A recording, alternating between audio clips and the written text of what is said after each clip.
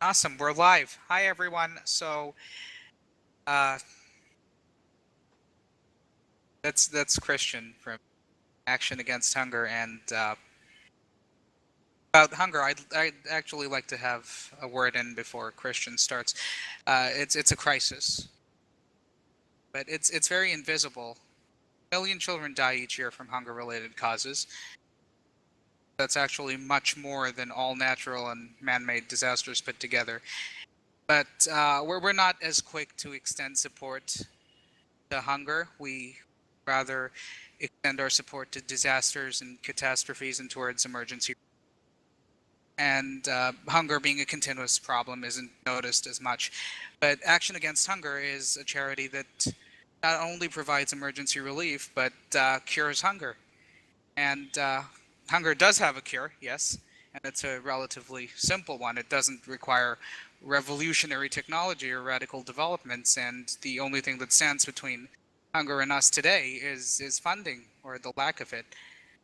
And at the Kraken Team, we really take hunger very seriously, and because it lacks the attention it deserves, and we'd like to solve it. So can't tell you how grateful we are to have with us Christian Pielow from Action Against Hunger. Hey, thank you so much. It's a very good introduction because you're absolutely right. Hunger is extremely preventable and easy to treat. It's affordable.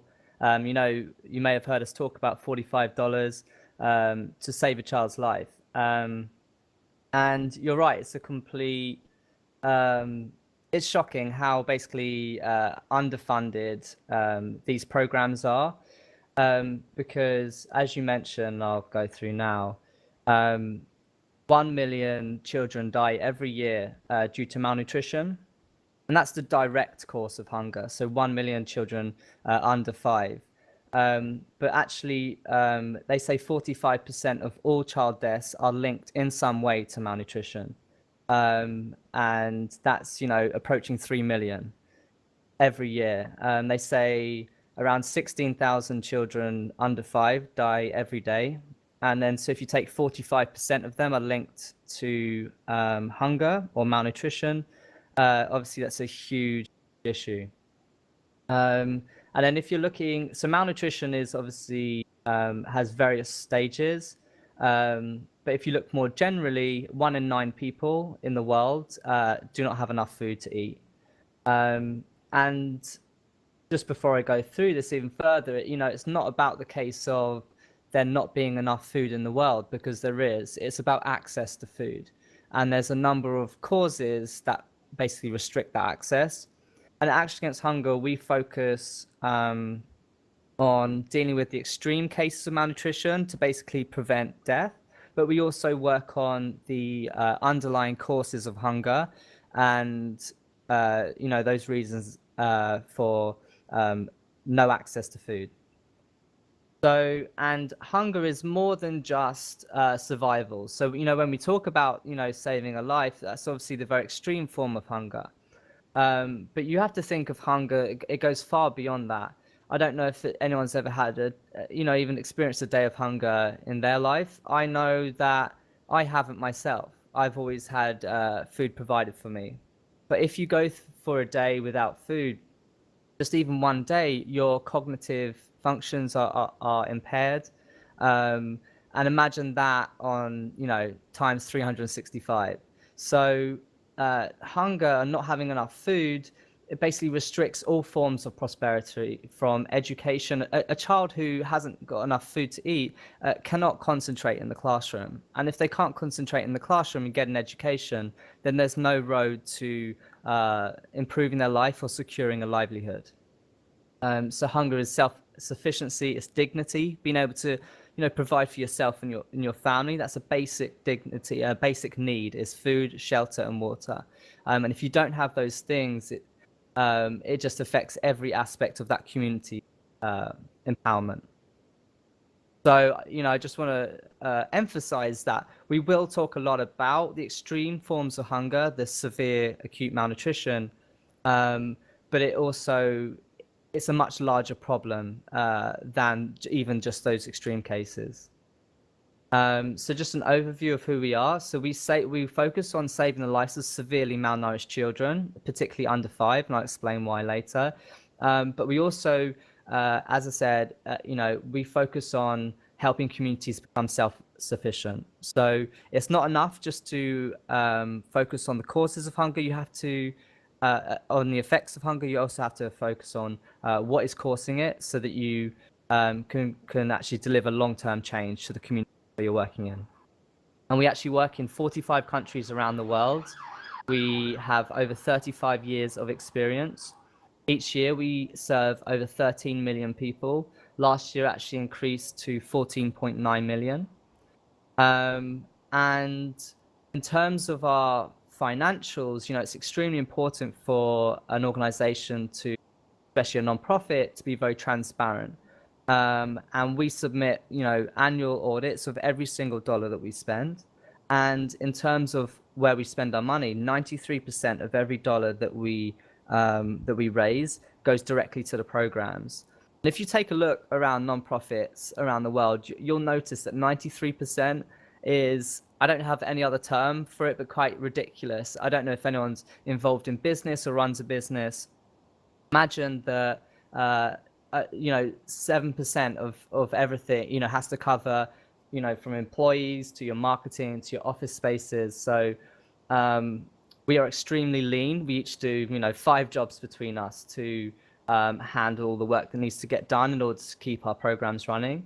And, that's behind the scenes. But for you as a donor, what it just means is that that when you donate to Action Against Hunger, your money is going straight to our life-saving programs. And because of our extremely high efficiency, we receive all the top ratings from all the charity watchdogs, and we have done for over 10 years now. So we're very much in the top, 1% in terms of efficiency and effectiveness when it comes to our programs. And as I mentioned previously, we don't just tackle the immediate threats of hunger, which is severe malnutrition, but we also approach the causes of hunger as well. If you don't approach the causes, you will help a child to recover. Say, $45, 45 days, we can help a child recover from severe malnutrition. But if they go back to their home and to their family, which doesn't have a secure livelihood, and they do not have access to food, give it 2-3 months, and the child might be back into our treatment facilities.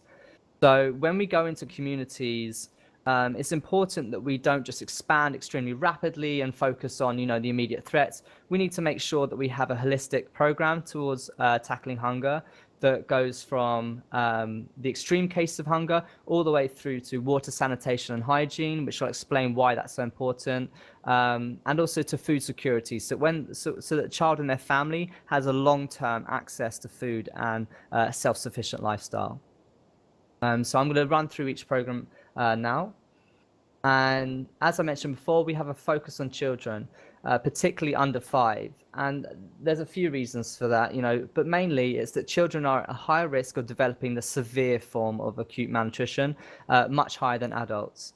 And then, and the second reason is that if a child receives undernutrition especially during their first 2 years or through their first 5 years, they will actually have lifelong effects as a result from that undernutrition. So that's from stunting, which is a term which describes basically when a child doesn't get enough nutrients and nutrition during their first 5 years, they're actually their growth is restricted.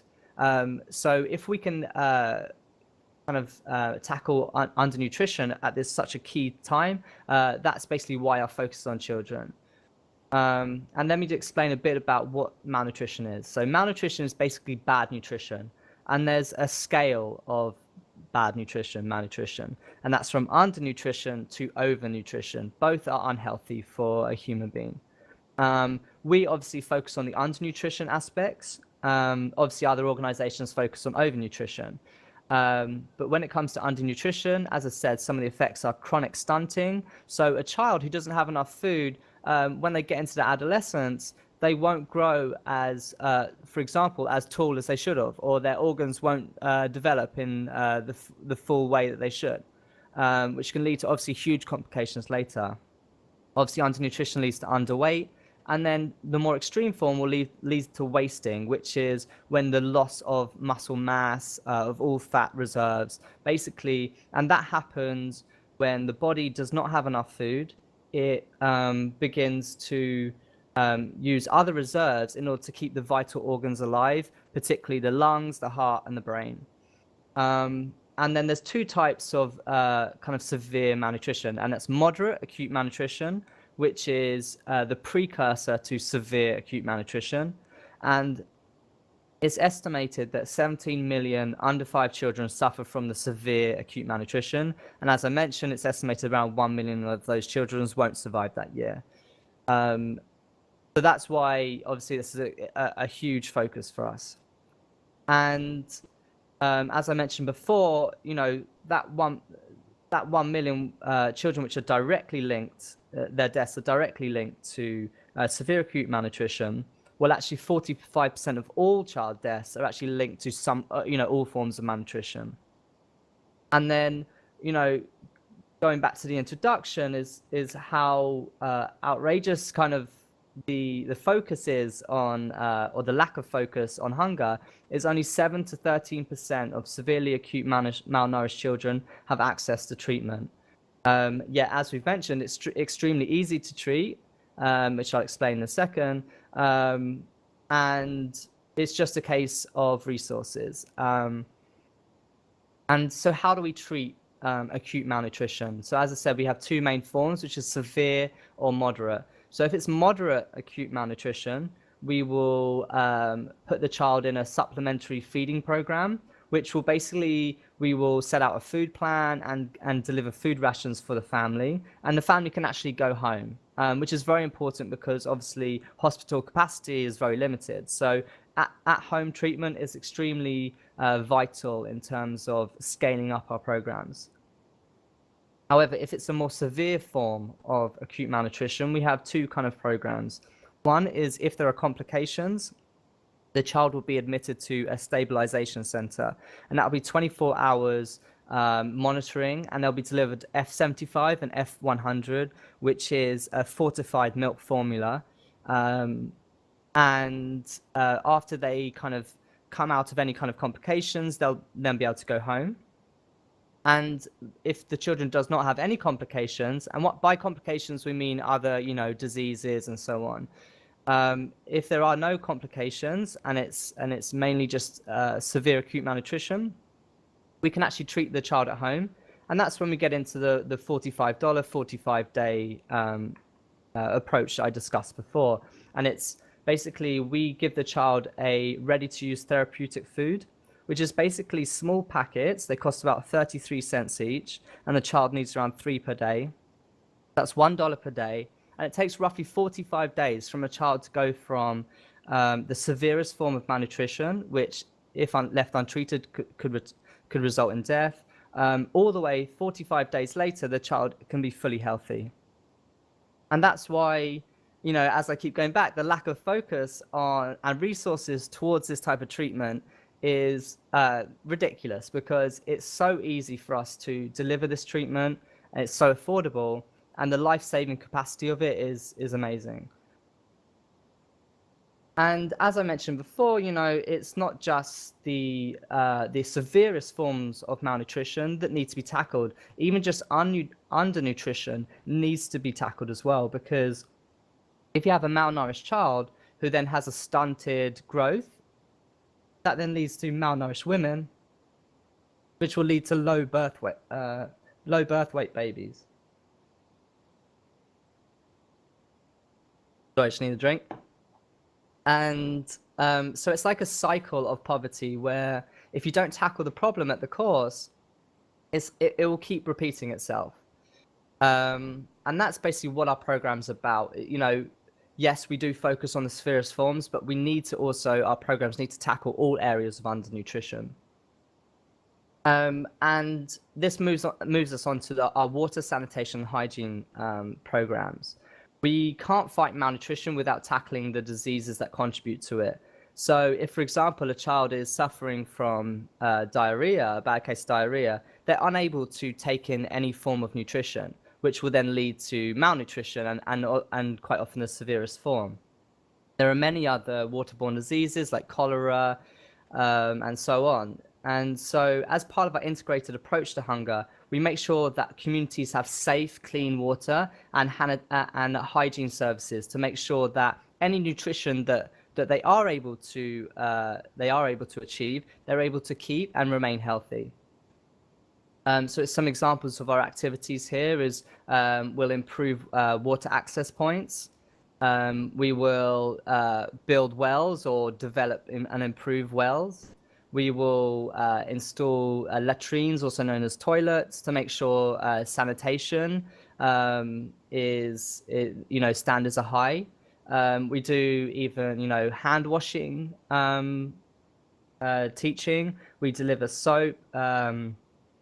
We do piping of clean water through to entire communities. So we do many wash activities to make sure, as I said, clean, safe water to ensure that the communities can stay healthy and have a good basis for where they can build good nutrition from. And then that leads to our next program, which is food security and livelihoods. Food security is understood that when all people at all times have sufficient and nutritious food for a healthy and active life. So we're talking, food security is more of a community level. So the entire community has access to food for a healthy and active life. And what we often say an area is insecure, a food insecure, which basically means they do not have this food security. And then when it comes to livelihood you can consider on more of an individual level. And that's when a livelihood is when someone has access to required means for living and is sustainable over a long period of time and can recover from shocks and maintain itself over time. So, a good livelihood, for example, is when, maybe a natural disaster hits, but because of the security or the food security aspect of that community or of that livelihood, they're able to recover from any form of crisis and continue to have a healthy and nutritious life. So a lot of our activities around food security is engaging with the local communities. The majority of our workers are actually from the nations that we work in. So we don't, we work with only just a few our international staff, which means we're providing jobs as well to local communities. And what we do is we increase agricultural production. We support small-scale initiatives, so small businesses.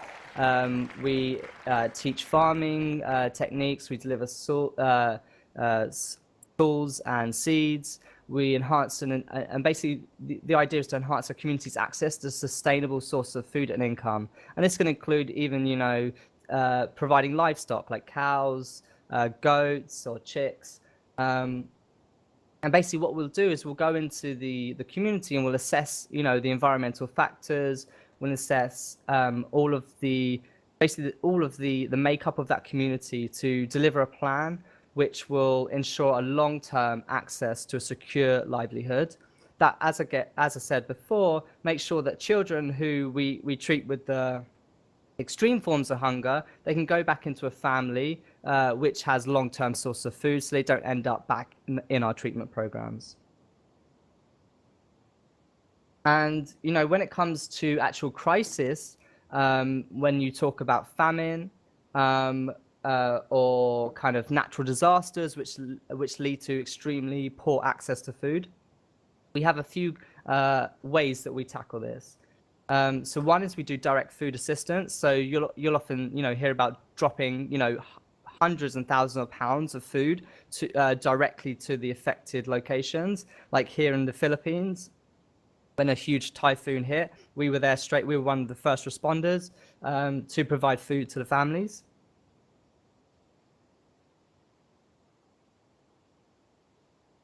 We also do actual cash transfers. So you might have heard statistics about how there are more mobile phones in the world than there are people, and it's actually people have access to mobile devices and will transfer money directly into their account via these mobile devices, so they can go to markets and buy food.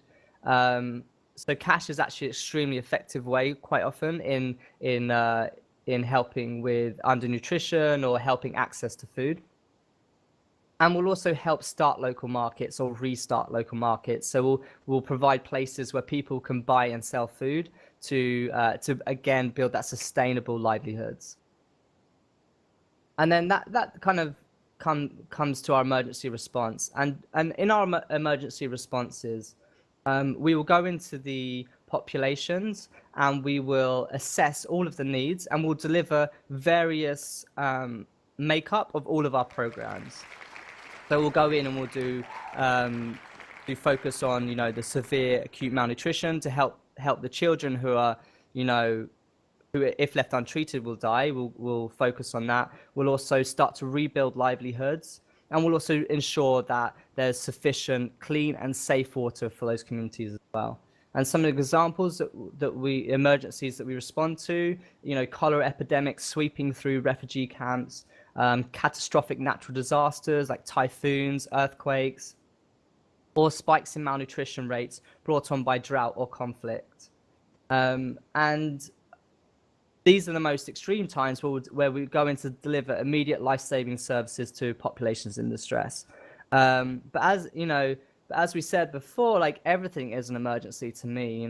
All of those children that don't receive treatment for severe acute malnutrition, in my eyes, is an emergency. The fact that 1 million children are lost every year when it's easy to treat and it's affordable, I see that as an emergency.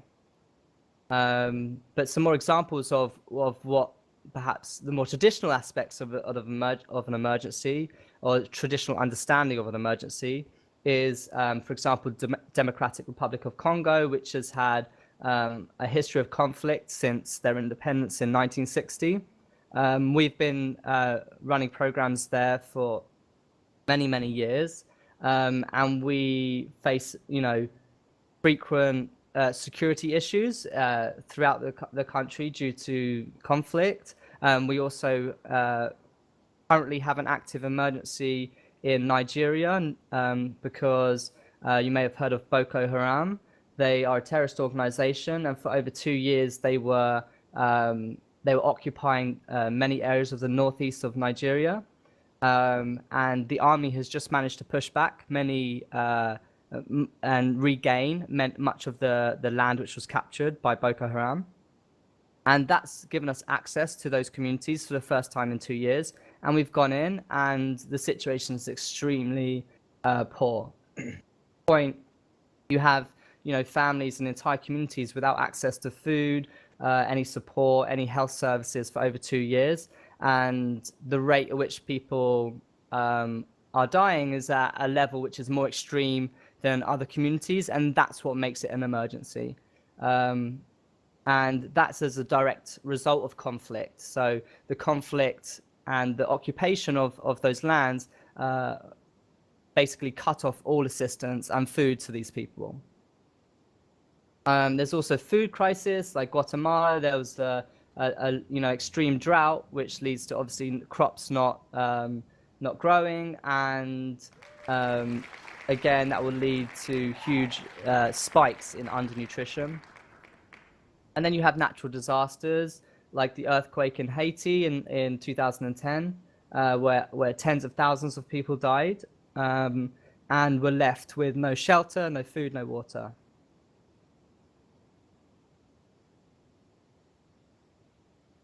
And we are actually often the first responders. So when there's an emergency like northern Nigeria or like Haiti or any other natural disaster, like the typhoon in Philippines, we'll directly deliver our teams and scale up our teams in these areas, and formulate a plan to help these communities in all areas that they need it. And so if we look at some of our program impacts over 2014, 5 million people were treated for malnutrition and illness. And illness can even be mental health as well. For example, children coming out of Syria, refugees who have experienced nothing but war and violence their entire lives. We work with psychologists to help soften some of the effects of this exposure and try and reintroduce fun and so on into these children's lives. So 5 million people, malnutrition and illness, 6.6 million access safe water and sanitation, and 2 million people were helped by our livelihoods programs. And that brings us on to kind of what you can do or how you can get involved. And as you see, the Kraken team, they're running a stream in order to raise money for our programs. And everything that they raise is going directly to the field and directly to our programs, directly to the people that we're helping right now. And if you want to get involved, if you want to run your own stream, you can join our new campaign called Stream Against Hunger by going streamagainsthunger.org. And Stream Against Hunger was actually the idea for it. We've just launched it just last month. And the idea came from Kraken because Kraken came to us in 2013 and did one of these streams for us. And they raised, I think, like $11,000 in their first stream. And it's basically it inspired us to how can we help people help other people. And so this is one good way that if you think you can run a charity stream, please do and get get in direct contact with me, and I'll be sure to help you out. Another key thing to mention is Republic of Tea. Right now, they've actually they're one of our key partners, and they just last week I was speaking to them about all of Kraken's efforts and what we're trying to do here, and they were able to deliver a $40,000 matching grant. What this means is that all donations that are made up to $40,000 will be doubled. So they've said, okay, anything you can achieve, we are so proud of your work that we will double it, which means every dollar that you donate will actually turn into $2. And as I said, $45 can help one child. Well, now actually with this matching gift, we'll be able to help 2 children. And this kind of takes me to the end of the presentation. And I just want to talk a little bit about how amazing it is. What the Kraken team have done is we never approached them or asked them to do anything for us. They found us. I don't even know how. And they, and in life we all have a life purpose or something that we need to fulfill. For the Kraken team, I don't know at what point, but at some point they received inspiration that they need to help others. And we all have life purposes, but we also have choice, and we need to take action and choice in order to fulfill those life purpose. The Kraken team, they received inspiration that they need to help others, and they, as a result, they turned that into action. They took the choice to take action, and since 2013, they've already raised $20,000, which has enabled us to help 444 children. So children, like you see pictured now from the Democratic Republic of Congo, thanks to the dedication of the Kraken team, children like these and 440 others now have a chance at life. And I just think it's extremely inspirational that just all of the different ways that we can take action and we can help others in this world. It's the same way I feel incredibly honored to be working for Action Against Hunger, because for a while I tried to work for, more corporate companies or other things. And it was only when I kind of found Action Against Hunger was that I began to feel like I'm achieving my life purpose. In your life, you'll have lots of difficulties, which seem small compared to what other people experience, but to you, they're very personal and those difficulties you have. But what can really help you handle difficulties in life is if you are in tune to your life purpose and you're achieving that, and you're on the path to achieving your life purpose. So even in your lowest moment, you can say, wait, let me refocus. What's my life purpose and what have I achieved? Am I achieving that? If the answer is yes, then anything that you may be going through is not as bad anymore. And so I just encourage people that, you know, to think about kind of what is your life purpose, or how can you create impact in this world. Take a think about it. You don't need to take action, you know, now, but you know, I think Kraken is just a great example of how you can find ways to take action in so many different ways. And if today you want to take action, one thing you can do is donate, because you know how effective we are, you know how efficient we are with our resources. You know that today you could have a direct impact on someone else's life. And the power of that it's unquestionable, you know, and it doesn't compare. Helping others is, you know, it doesn't compare to anything else, any other activities we have in this world. For me, helping others is my life purpose. I believe in some way or another it's everyone's life purpose, and it's just about discovering ways to do that. So I will stop talking so we can get back to gaming. But yes, thank you very much for the opportunity, and thank you very much for everyone watching and everyone taking part. Thank you so much for telling us what Action Against Hunger is about. And we actually had a whole bunch of questions for you. I think you answered most of them during presentation. So I'm going to redirect to the chat. And does the chat have any questions for Christian?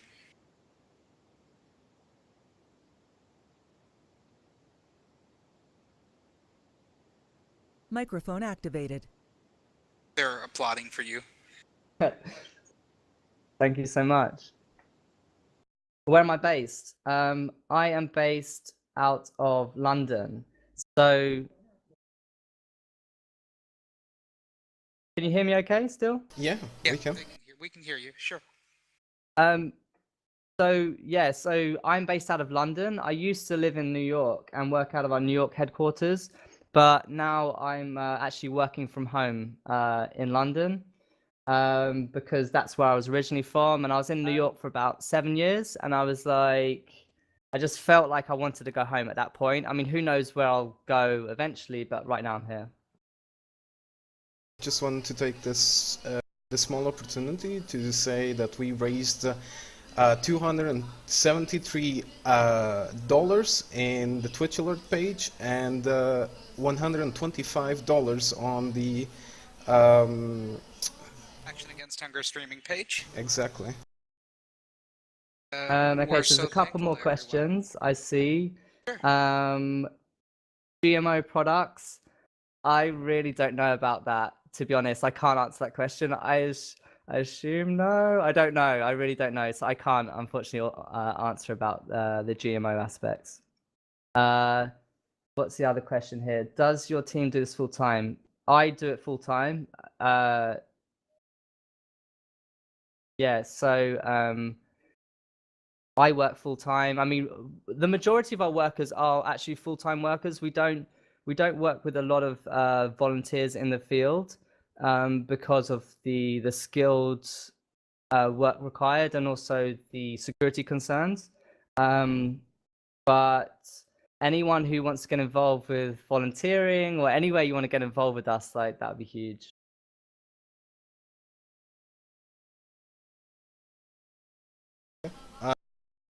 Awesome. We're really amazed that you took the time to make a presentation for us, and I don't even know what to say. I do see another question about info about the specifics of the food and how distribution works. I was kind of worried about the presentation that I didn't want to go into too much detail. I was even worried I went into too much detail. You know, I don't want to bore you guys. You're here for gaming. In terms of the food, I would look up RUTF, so ready to use therapeutic food. There's actually one called Plumpy Nut that we use a lot, and there you'll find details about what goes in it. I don't know if you can even buy one, so you can taste it. We have them in the office. I've tasted it. In terms of distribution, it really depends on the environment. So that's kind of goes into logistics. Like, if there's an emergency, what we'll do is we'll declare an emergency across our 5 headquarters, and we'll basically band together, like, what resources do we have, and we have in many contracts with many different vendors who can ship food all around the world. We have food bases in places where we know disasters are likely to strike, and yeah, so we will basically assess needs and assess what we can do. And the saddest part is always that there's so much more that we need to do than we're able to. So distribution is basically quite often just like as much as we can, and yeah.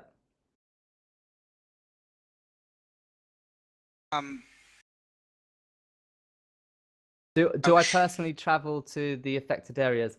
I haven't yet, because we're quite lean on resources. Each trip to the field has to be for specific reasons. I do want to go to the field soon, but I mean, I'll give you an example. This guy from my team recently went to the field. He went to South Sudan, but as soon as he arrived, kind of fighting broke out again, and basically all humanitarian workers were shipped straight out of South Sudan. So some field trips are good, but it's just a reminder that you have to be a very specific type of person to be able to go to the field. You have to be able to deal with extreme situations. And I want to go, but I think it's just about finding the right time and the right reasons to go, so that we're not spending money for no reason. If I have a reason to go, then in the future I do hope to, but until that point, yeah, I remain curious. But many people from our team do go. There seem to be some volunteering related questions, so if you could quickly cover if I can't donate right now, how would I volunteer for it? So what I would love to do is give my email, and anyone who wants to get involved with volunteering. So what is volunteering in terms of actually going to the field is very, very, very rare, because as I said, the security, we work in the most dangerous places around the world, and the security risks involved and the costs to send someone there is often higher than the ability to to actually get a volunteer out. Then we don't have the resources for that, and often we also hire nationals within the environments, so we want to make sure that our operations are creating jobs as well. But in terms of volunteering, though, it's about assessing what are your skills and what can you do to help out. So I don't know, if you're a developer, I tell you I've got like 100 things I need, or a designer, or maybe you just want to speak to people or hold events or run a stream, or there are many other ways that you can get involved. And yeah, I just see what, $250. Yeah. Absolutely. Oh my God. So that doubles to 500, Yep. which is nearly 11 lives. We just saved 11 lives in the last few seconds. Also, Wow. do you want to give me links to your social things and your email so I can put it on screen right now? We'd love to share it, and I'm we just can gonna reach write my out to you email via directly. Sure, that works. Or all queries can be directed to donors@krakengaming.org. We'll put that in there, and we'll be happy to answer your questions. Christian's with us on that one. Okay. Thank you so much for doing this. Yeah, if you wanna post that email address, then and we'll just use that as a central place, just to make sure we obviously keep all of inquiries related to the stream in that one email address. I think that'd be great. So if you want to post, oh, there you go. Yeah. So one of the things, and I think we can disclose it at this point, is that at the Kraken Team, we firmly believe that giving shouldn't have a deadline, and Christian and our amazing friends at Action Against Hunger agree.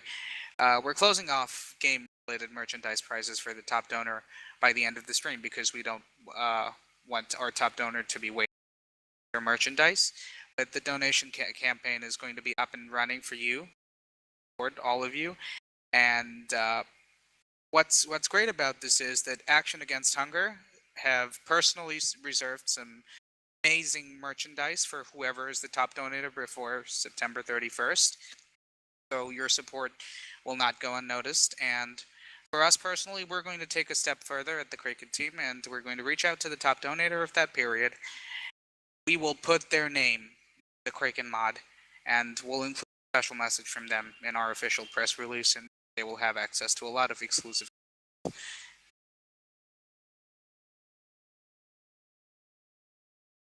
So thank you, everyone. Thanks for that. Thank you, Christian. Yeah, Really thank you looking everyone for forward listening. to. Yeah, thank you everyone for listening. I mean, I'm also a firm believer as well.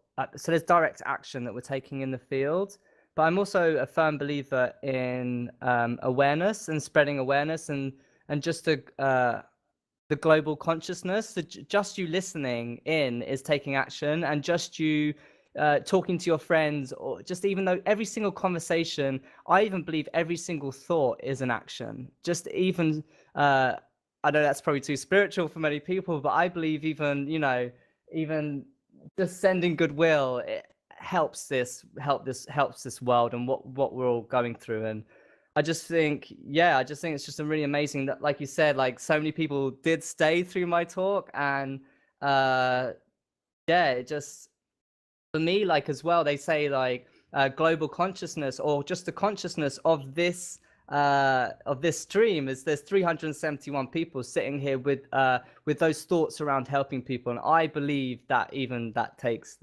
action. So I just want to thank everyone for listening in, and yeah, thank you.